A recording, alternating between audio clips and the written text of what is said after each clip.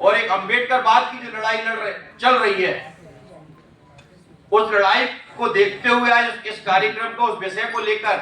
आज कार्यक्रम रखा है। मैं सबसे पहले तो डोमा के प्रदेश अध्यक्ष और उनकी पूरी टीम को बधाई देता हूं कि सबसे पहले तो आपने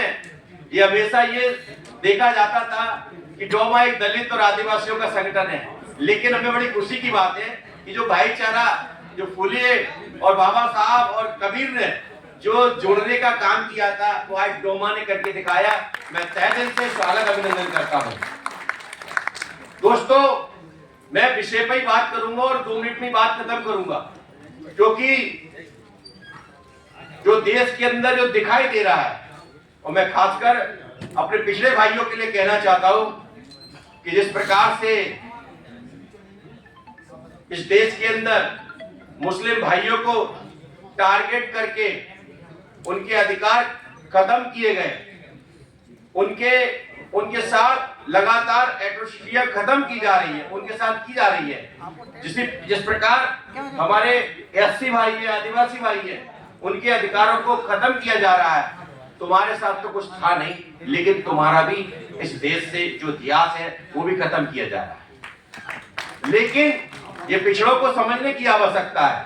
क्योंकि इस देश के अंदर जो आज आजादी के बाद से जो आज आपको जिस प्रकार से जो मनुवादी सोच के द्वारा जो ये पाखंडवाद और जो अंधविश्वास की तरह इस काम में लगा दिया है, क्योंकि आपको पूरी तरह से महात्मा फुले इस बात को कहते थे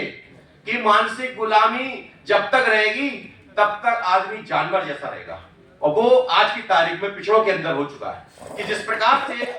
आज जातिगत जनगणना की बात कह रहे हैं, इस बात के लिए पूरे देश में आवाज उठी कि जातिगत जनगणना होना चाहिए। मंडल जनक शरद यादव जी ने कहा,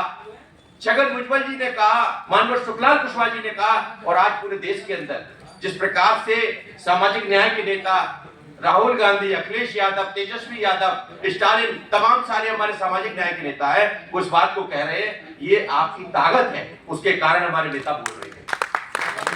दूसरी बात जो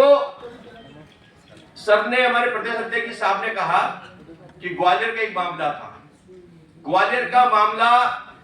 बाबा साहब अम्बेडकर के लिए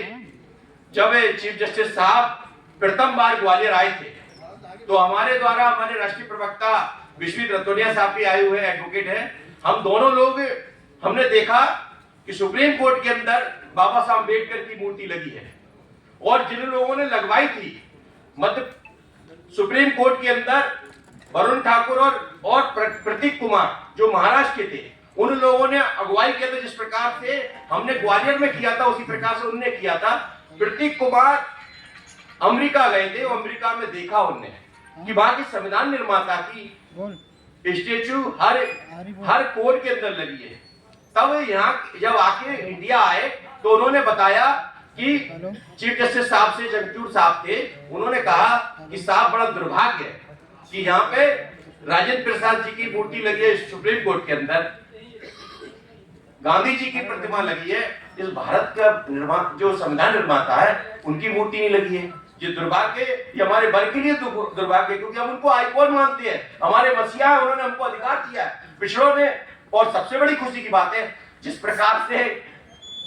सुप्रीम कोर्ट के अंदर एडवोकेट पिछड़े वर्ग के थे, उनके द्वारा ये अगुवाई की गई, बड़ी खुशी की बात मुझे इसलिए लगी क्योंकि ये लड़ाई ये सीमित ना, जब बाबा साहब का नाम आता है तो सभी लोगों में एक मानसिकता बना दी है, खासकर ओबीसी में बना दी है, अपर कास्ट में बना दी है कि केवल बाबा साहब अम्बेडकर दलितों के नेता है, आदिवासियों के नेता है। लेकिन ये जिस प्रकार से सुप्रीम कोर्ट में ये काम करके दिखाया,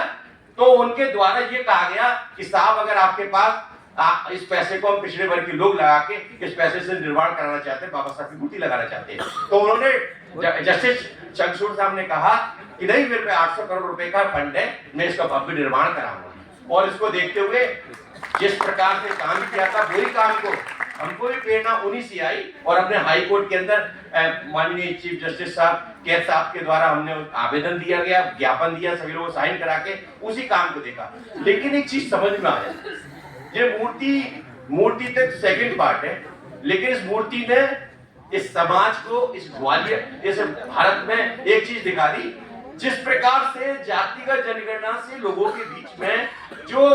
एक्स्ट्रा हो रहा था, मानसिक रूप से जो एक्स्ट्रा हो रहा था कि कौन सी बीमारी है, इसी प्रकार से इस बाबा साहब की मूर्ति से लोगों की मानसिकता का भी एक्स्ट्रा हो गया। और इससे ये भी दिख गया कि समाज के अंदर जो हमको दिखता नहीं था, लेकिन इस मूर्ति ने, बाबा साहब ने हमको है ना सामने लोगों, समाज के बीच बता दिया कि मानसिकता इन लोगों के बीच में क्या है। जब वो इस बात को कहते हैं, आज तो ये भी कहने लगे हैं, कोई अभी सुनने को मिला है, राहु और केतु भी आ गए हैं अभी बीच में। ये समझ में नहीं आ रहा कौन से राहु और कौन से केतु आ गए, ये बदलने की बात कर रहे हैं। हमें पता है इस देश के संविधान निर्माता, हमें प्रमाण देने की जरूरत नहीं है, मेरा समाज को पता है इस बात के लिए। दूसरी बात, मैं एक बात और कहना चाहता हूँ, ये भले ही कुछ भी कहते रहे, कल तो ये भी कहने लगेंगे कि वो जलियांवाले बाग में जो जनरल डायर ने गोलियां मारी थी उन लोगों में, क्रांतिकारियों में, वो उसमें तो वहां पे तो जो क्रांतिकारी नहीं थे, वो आरएसएस में वहां संघ की शाखा लगा रहे थे वो लोग थे। वो इस बात को भी कहने लगे जब उनकी मानसिकता की बात आएगी। तो ये डरने, इस बात के लिए हमें कोई दिक्कत नहीं है, हमारे इतिहास में हमको प्रमाण देने की जरूरत नहीं है। लेकिन मैं इस बात के लिए कहना चाहता हूँ कि जिस प्रकार से मध्य प्रदेश में हमारे जो हम सभी संगठन के लोग आज बैठे हुए हैं, पूरे देश, पूरे मध्य प्रदेश में जिस प्रकार से सबसे ज्यादा